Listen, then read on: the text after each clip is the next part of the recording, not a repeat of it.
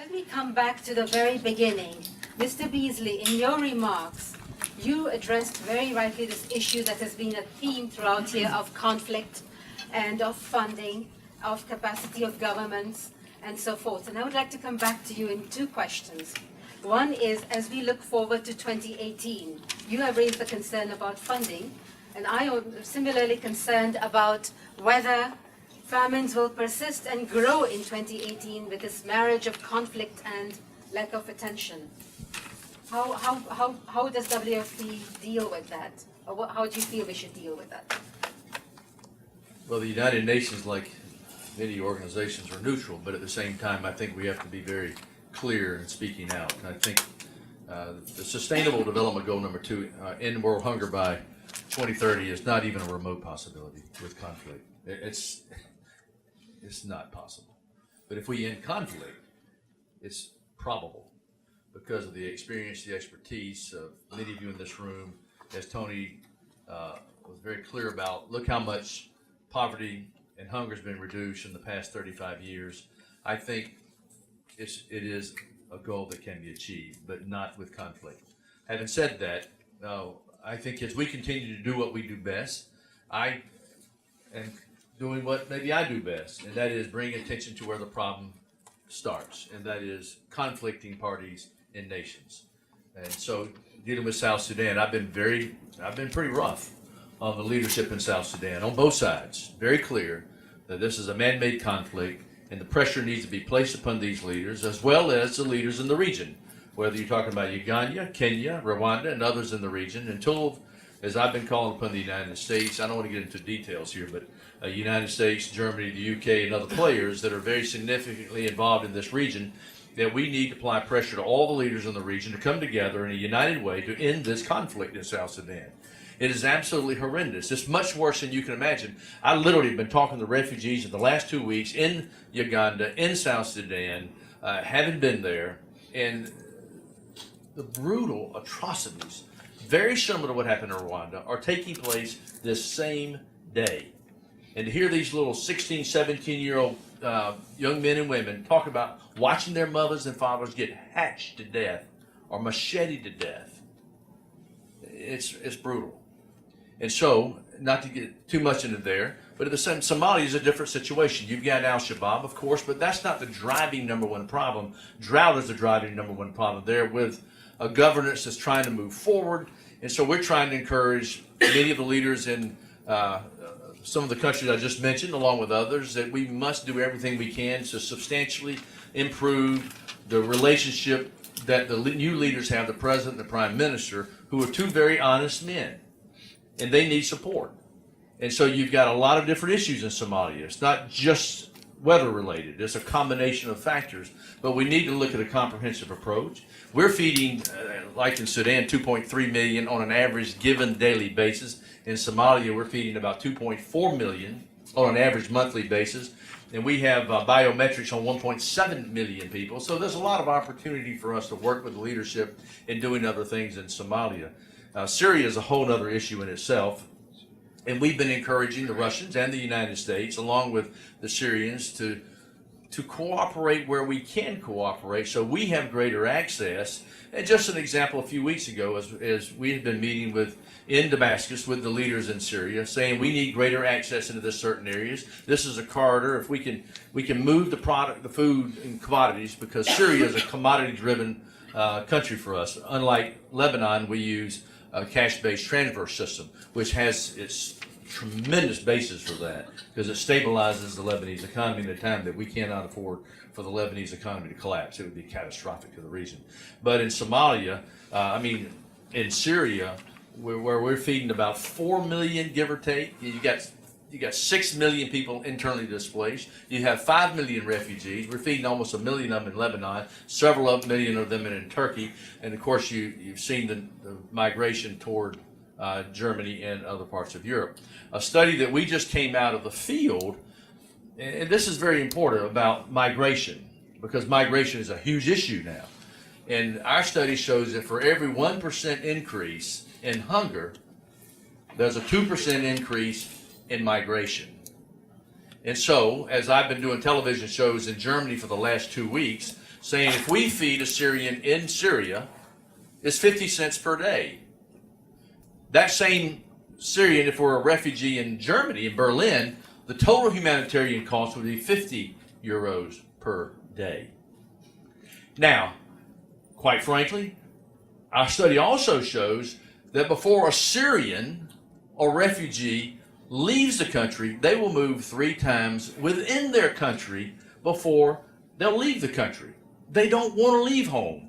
So at first, if they can't get food, and if conflict drives them, along with the lack of food, they'll usually go to a cousin or an aunt or a family member, and then they'll find a friend. It's just they keep moving, and finally they'll end up in Lebanon or Iraq or Jordan or whatever the case may be.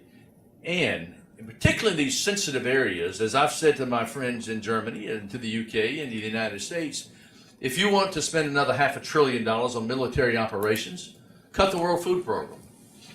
Because we're the first line of offense and defense on extremism. Because we see it firsthand. We have hundreds of people on the ground every given moment in all these countries, and they'll tell you without a shadow of a doubt, when that mother or the father hasn't been able to feed their child in a few weeks, and they can't move, well, they're going to take the only thing that's available, and that isn't good. And it's a difficult situation. And so that's why I think President Trump and the White House and the United States Congress understand the importance of humanitarian assistance. There's a learning curve for all of us in a lot of ways, but I have said very clearly with regards to President Trump that if you get enough of the facts in front of him, I believe he'll come around to make the right decision. And regardless of the budget, I think we will work through that. Because Tony's right, it's all hands on deck. We need to all work together because that budget process is going to be all the way to the final end of that, which is probably going to be December. Who knows? And but these are difficult times.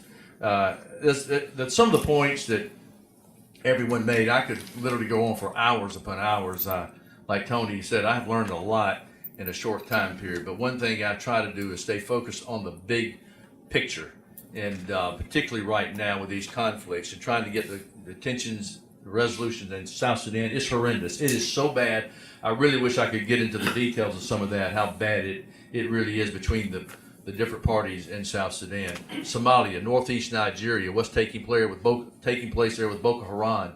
I mean, we've got people on the ground, there's conflict. It's amazing how many aid workers are either killed or injured on a daily, weekly, monthly basis out there right now in these, as I call, hellholes. It is just deplorable.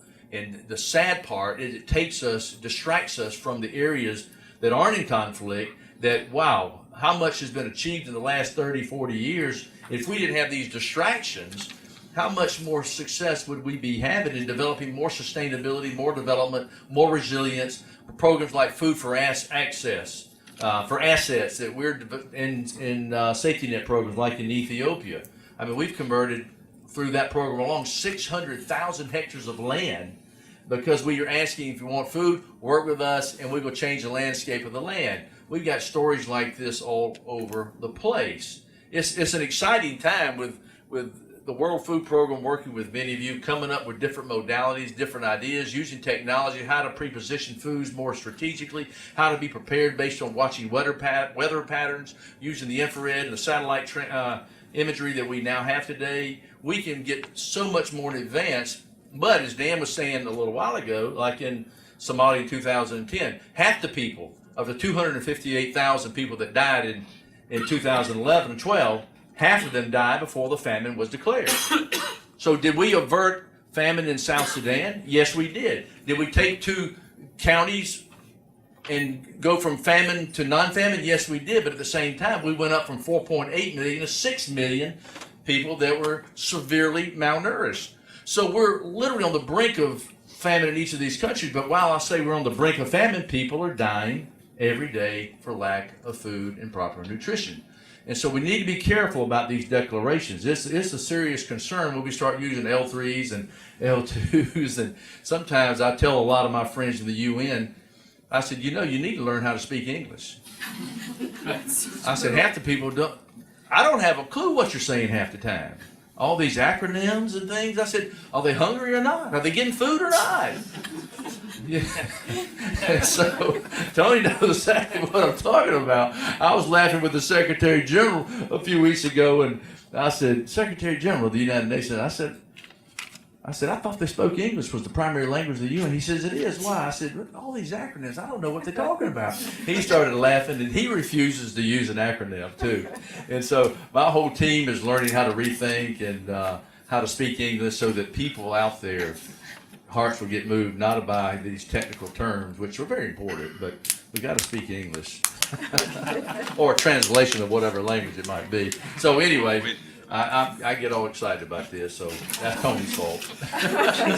Well, that is the passion, so much commitment. May I ask you to move the mic just to Catherine for a moment? Catherine, I want to come back to the religion and conflict, and I want to bring in the gender dimension for a moment.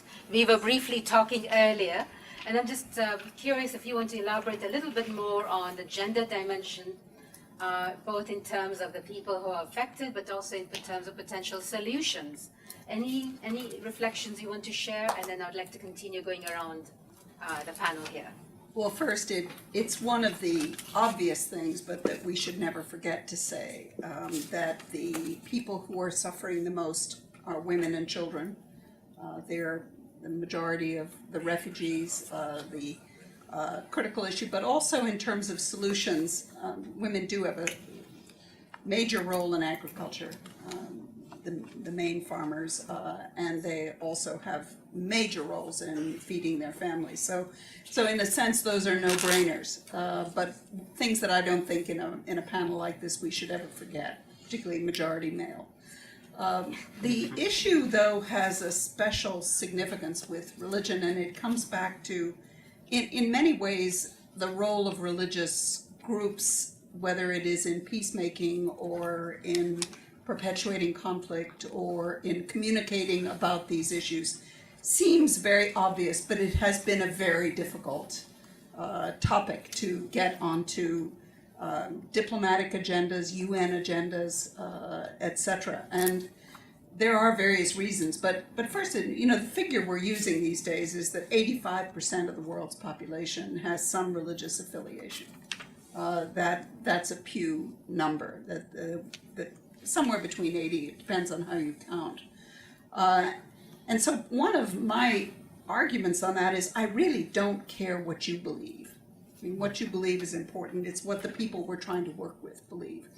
And so the fact that a lot of people, as soon as you say the word religion, close their minds and say that's not a priority, it's not my business, it's the private, is really unacceptable, particularly when you look at the importance of these communities. By far the densest networks in all 4 of these countries are religious, whether it's mosques or churches or whatever.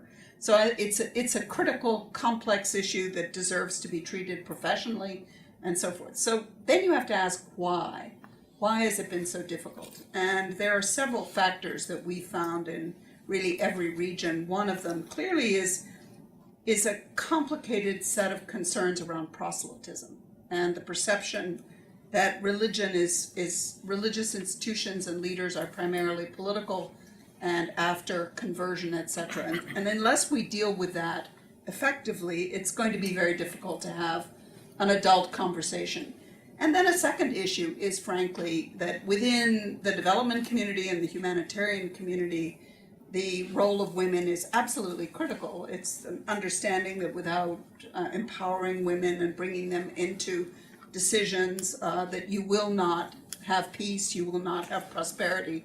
And yet, when you look at photographs of religious leaders, all too often there actually are websites that have all male religious leaders just to highlight the issue. So having discussions about roles of women, whether it's in safe space or whether it's in public, is a critical issue to being able to move to the enormous potential for psychosocial caring, for reconciliation, for peacemaking that religious institutions, including women who have a religious motivation, have. So it's easy to forget that in these discussions. So I want to make sure that we don't forget it. Thank you so much. I'd like to pass the mic to Ambassador Hall. you want to reflect on? Yeah, this is an interesting issue, faith, religion, politics, hunger, poverty, because it does go together. I don't think you can have peace without the religious leaders being involved. They can make war, but you can't have peace without them. And if you look at every religion, whether it's the Old Testament, the New Testament, the Quran, whatever, every religion has an amazing amount of verses that deal with the poor, the sick, the hungry, people in prison. I mean, in the Old Testament, the New Testament, there's over 2,500 verses that deal with the issue. In the Quran, it's almost as many. When you talk to somebody, a Muslim, about faith, and you talk to them honestly about it, they're very open. It's amazing. And yet, we seem to duck this issue. We seem to pass over it.